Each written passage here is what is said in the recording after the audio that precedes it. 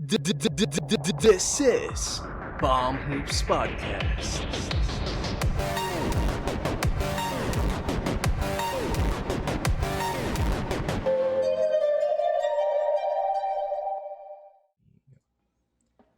Hi everyone, this is Palm Hoops Podcast presented by Jem and Jello. Make sure to like, comment, share this video, and subscribe. Also, make sure to click the notification bell to be updated on our newest releases. Don't forget to follow our Facebook, Instagram, and Twitter. Just check the description down below for the details.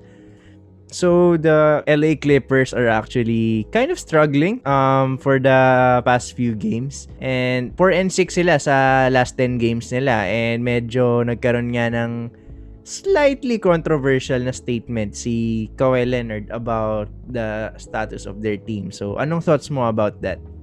Ako medyo doubtful ako sa capabilities na tong team na to, kung kaya ba nila mag-champion or at least get past the second round.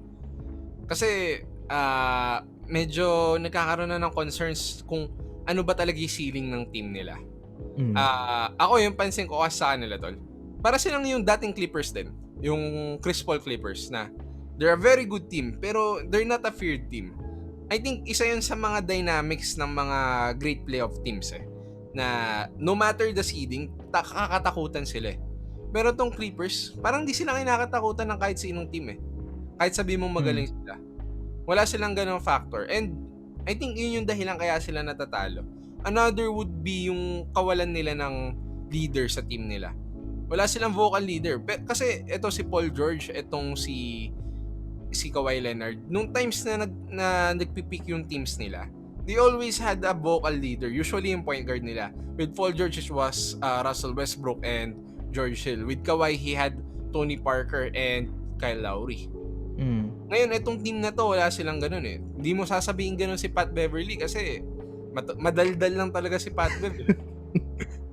Pero wala Vocal pero maingay. Maingay. Yun lang, maingay lang siya. Wala siyang leadership qualities na wala yung mga star player nila. And I think every team needs that.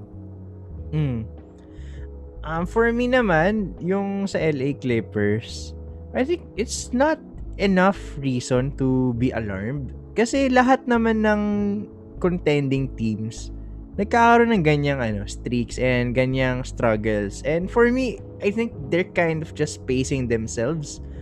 Kasi kung titingin ako sa standings, bro, mas gugustuhin ko pa maging 4th seed Kasi come playoff time, pag nakapasok ka ng second round, chances are Utah Jazz yung mga kalaban mo. Mas gusto kong kalaban yung Utah Jazz kaysa sa LA Lakers when you get into the playoffs, especially looking at LeBron James. And I actually think the Clippers will be the 4th seed when it's all said and done. First, the Utah Jazz. Second, the Lakers. Third is yung Phoenix Suns. And fourth, etong Clippers. Pero I agree na kulang sila sa, not a point guard per se, pero kulang sila ng facilitator sa team nila. Perhaps it can be a wing player.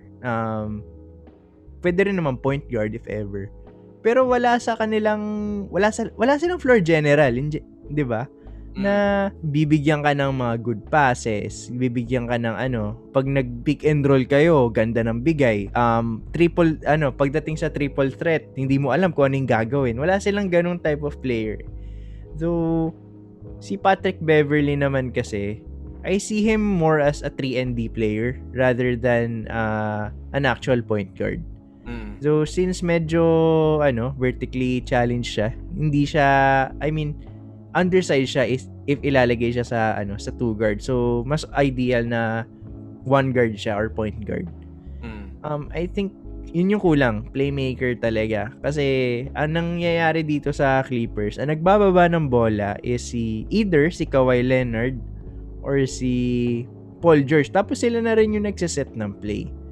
And, wing players tong mga to They are supposed to find open spots, secure post position down low, or cut to the basket. Ganun dapat yung ginagawa nila. Hindi nila trabaho na magbaba ng bola, mag-set ng play. Hindi naman sila LeBron James to do that. So, I think they can use their players as assets to gain trade pieces. Perhaps makipag-usap sila with selling teams na may mga solid guards. Pwede nilang gawin yun. May rumors nga na si George Hill is nasa radar nila. And I think he's an ideal player for that. Na veteran, na steady lang maglaro. Not too quick, not too explosive, pero chill lang. And okay yun to settle down yung offense nila. Pero kasi si George Hill, medyo advanced age na siya eh. I think he's past 34, 35 na.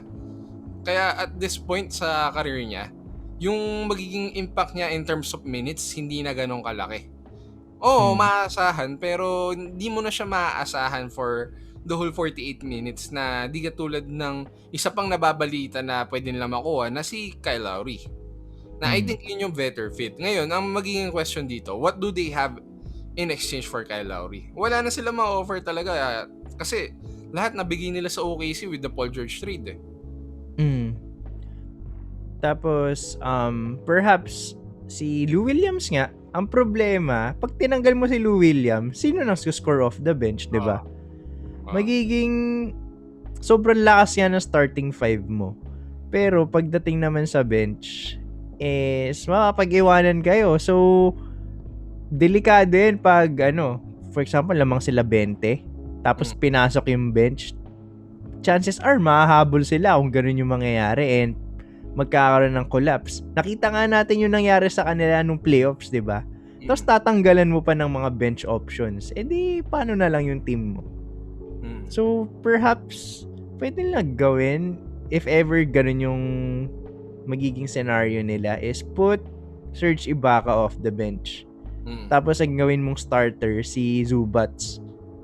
Para at least may offense kayo coming off the bench. Pero, I think, yung Lou Williams, easy 20 points yan eh, off the bench eh. Hindi mo basta-basta nakukuha yun kahit kaya. In fact, Kyle Lowry, bihira naman na siyang score ng 20 points. I mean, capable pa rin naman siya. Pero hindi na siya yung Kyle Lowry na dati na kaya magbigay sa'yo ng 20 and 12 in any given night. Wala na yun eh. Parang mas nagiging veteran leader na na siya, type of player. Hindi na siya yung magbubuhat sa'yo, yung talagang bubuhat sa offense nyo. Hindi na siya yung yung stats niya wala na dun. Pero I think yun naman yung kailangan ng Clippers. Di naman nila kailangan ng another player na mataas yung stats. Ang kailangan nila is leadership talaga, composure ng team nila. Kasi if you look at the Jazz, they have Mike Conley, they have Donovan Mitchell, who I think is a very underrated playmaker. You also have Joe Ingles. Tapos sa Lakers naman, they have, syempre, the greatest player of all time sa era na to, na si LeBron James. Tapos they also have Dennis Schroeder and Marc Gasol. Tapos if you look at the East, merong James Harden yung Nets. Tapos merong Jrue Holiday yung Milwaukee Bucks. So sinong meron sila to be that floor general that dictates their team? Wala silang ganun eh. And perhaps ngayon hindi pa nila ramdam yan. Pero pagdating ng playoffs, GG sila dyan. Kasi, di ba pag playoffs, kailangan mo ng someone to steady the pace. Someone to slow you down. And if si Kawhi Leonard yung gagawa niyan, mababawasan yung pwede niya may offer sa scoring na kung saan siya magaling talaga. Counterproductive yun. Kasi, kung maalala mo yung 2019 playoff series nila, yung buong playoff run ng Raptors with Kawhi, talagang yung role ni Kawhi was to wait sa half court for the point guard to bring the ball up para makuha niya yung spots niya, which was usually taken from the mid post, the high post. Hindi niya magawa yun kung siya yung magdadala ng bola. And kung pupwesto man siya from off the dribble tsaka siya pupunta ng high post, unang-una time consuming. Pangalawa, exhausting. So pagdating ng fourth quarter, kung si Kawhi pa rin yung nagdadala ng bola, pagod na siya. And nakita natin yun last playoffs nung kalaban nila yung Denver. Na pagdating ng fourth, parang 2-for-11 ata si Kawhi. So hindi malabong maulit yun pagdating ng playoffs kung ganyan pa rin yung lineup nila. Yeah, so moving forward, I think si Rajon Rondo talaga yung pinaka-ideal na player to sign Ang problema lang, hindi nag-sign hindi ko alam kung inofferan ba siya ng Clippers or sadyang hindi siya binigyan. Pero, I think malaki lang talaga yung kontratang binigay ng Atlanta kay Rondo. So, kasi ang ine-expect ata ng Atlanta is magiging playoff contender sila. Though, may pag-asa kasi they are currently number 8 ngayon sa East.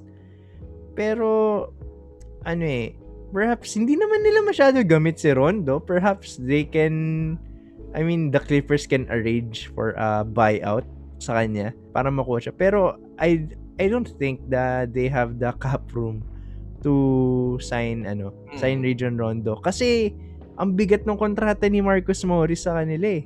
Mas mabigat pa yung kontrata ni Marcus Morris kaysa kay Montrezl Harrell sa Lakers.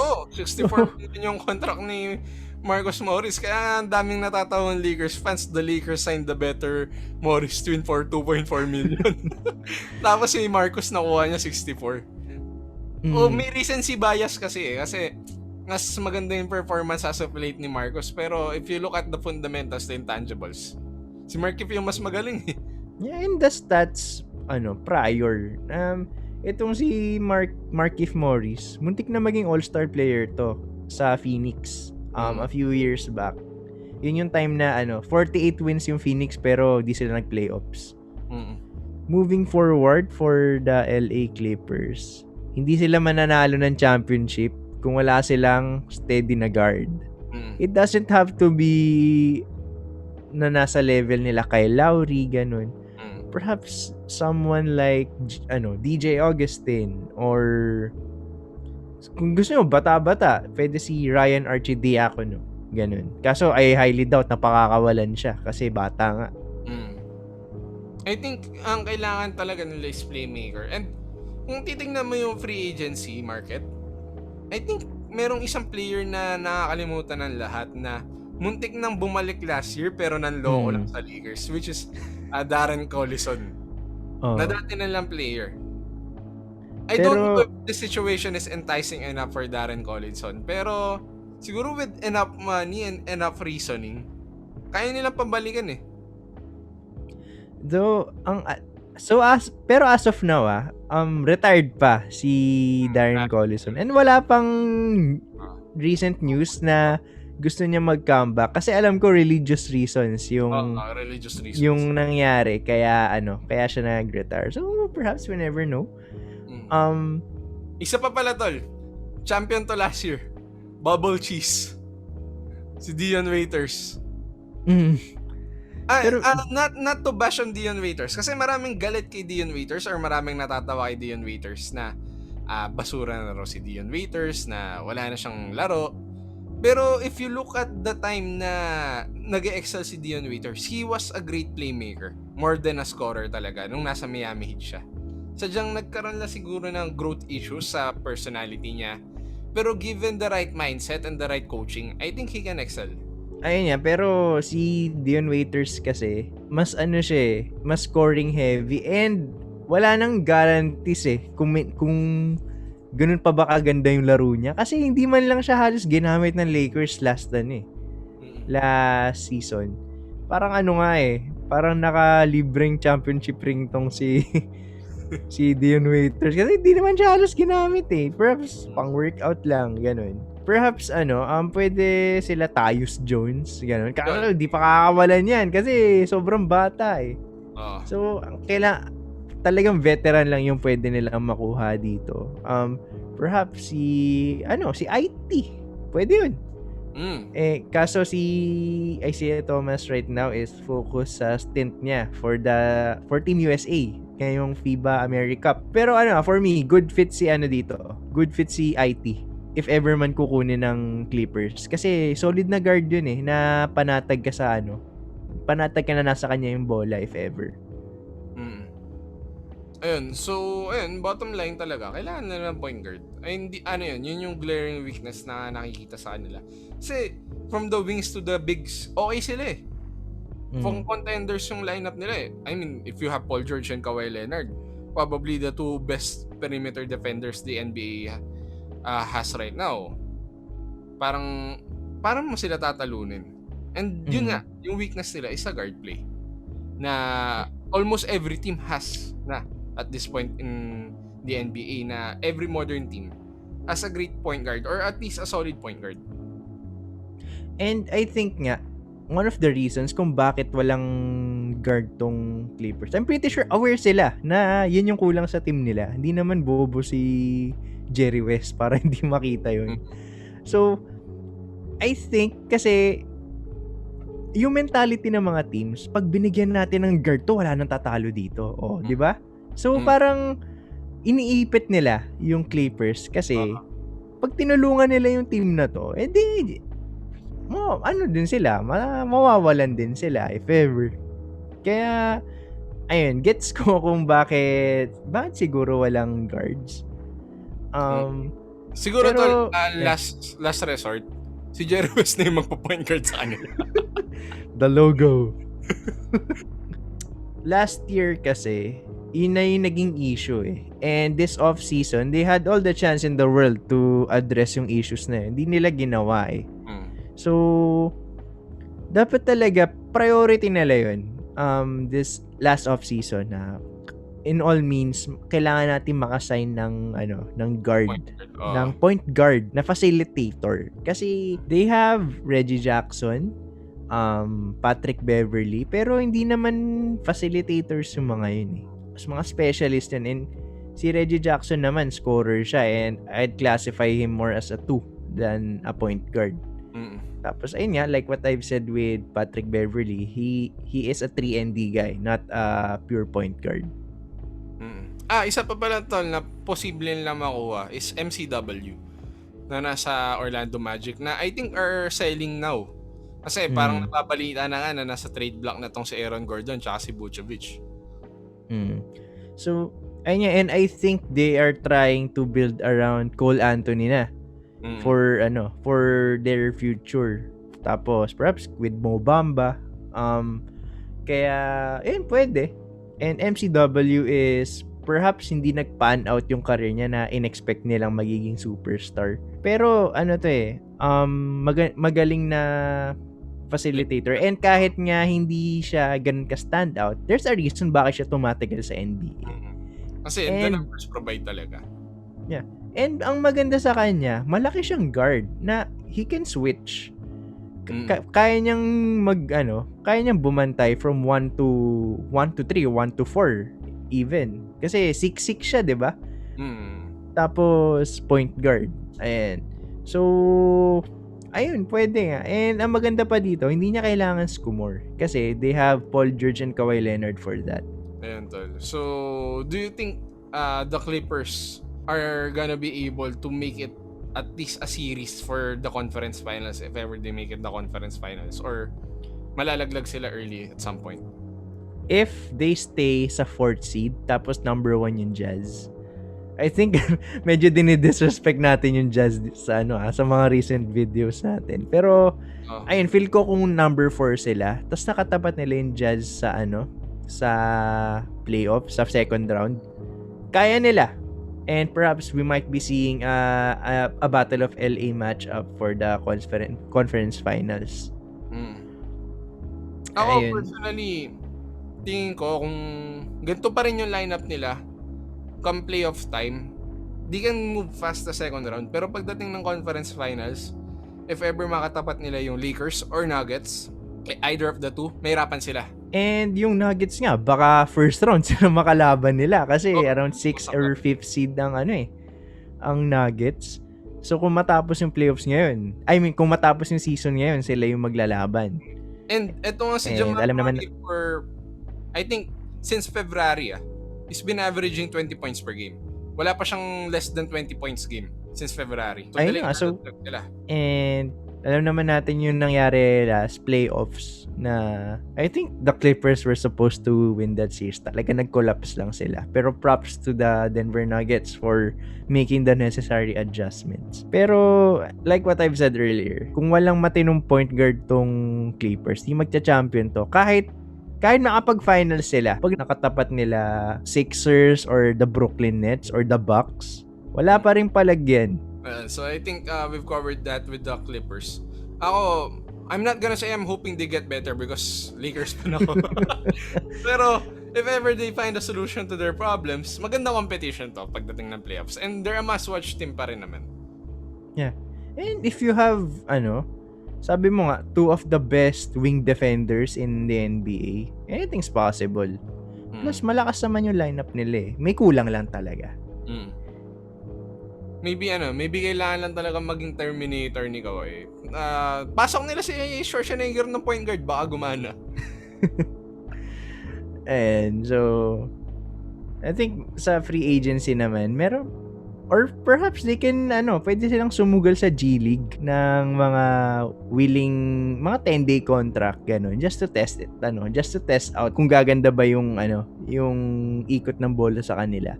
And it wouldn't hurt them naman. Kasi eligible naman for 10-day contracts and minimum contracts yung mga players na yun, if ever they want to sign.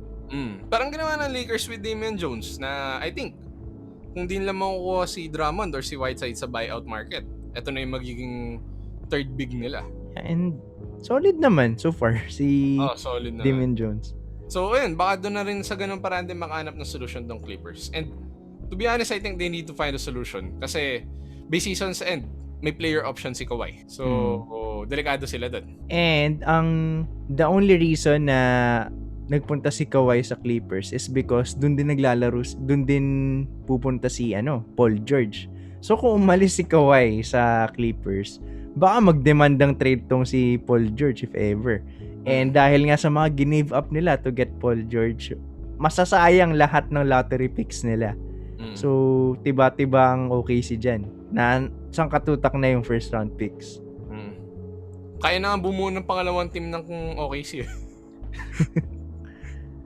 So, ayan, before we end this episode, ikaw, where do you think the Clippers will end up after the season? I think, Kawhi will actually be staying. Kasi, winning doesn't define everything. Kasi nag-champion siya sa Raptors, pero umalis pa rin siya. I mean, if he stayed with the Raptors last year, I think he had a better chance of getting to the finals. Maybe even winning it all again. I think the conference finals is the goal. Pero if they give a good series by the second round, tas natalo sila, maybe to the Lakers or to the Jazz, and it took 7 games, I think they would be okay with it. I think Kawhi would be okay with it and he would still stay with the Clippers and just figure it out. Yeah, and hometown ni Kawhi Leonard yung LA. So, mahihirapan siyang iiwan yan. And ako for me, like what I've said, lahat naman ng teams nagkakaroon ng slump. So, I wouldn't overreact sa struggles ng Clippers. And perhaps they might be just pacing themselves. Kasi it's a long season. Perhaps, yes, medyo shortened, pero matagal pa din yan. Ilang buwan ka pa rin naglalaro ng basketball. Nakakapagod din yan. So, I think they're just pacing themselves and I'm pretty sure they can figure a way out. Kasi kung wala talaga silang point guard, wala silang patutunguhan eh. Kahit anong galing pa ni Kawhi or Paul George, hindi sila uusad and perhaps baka mag-plateau sila from their performance last year. So yun, hopefully, well, not hopefully, but let's see if they can get better. Yeah. And if they do get better, I hopefully yung Lakers they can get better, the Jazz can get better. Definitely they're the best right now in the West. In the NBA. In the NBA rather, statistically speaking. Pero, ayun, we'll see. We'll see come playoff time. We still have a couple of months before the playoffs.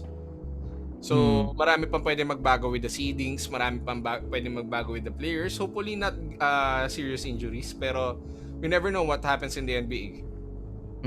Yun naman yung lagi nating sinasabi. And guys, so, kung may mga suggestions kayo or perhaps any well wishes, kung may tanong kayo sa love life ni Jello, comment lang kayo dyan sa baba. And mahilig kayo sa singer, chat nyo lang ako. And we can promise you na isa-shoutout namin kayo sa mga next episodes namin. So And again, this is Palm Moves Podcast. I'm Jem, and this is my partner Jello. We'll see you in the next video. Peace.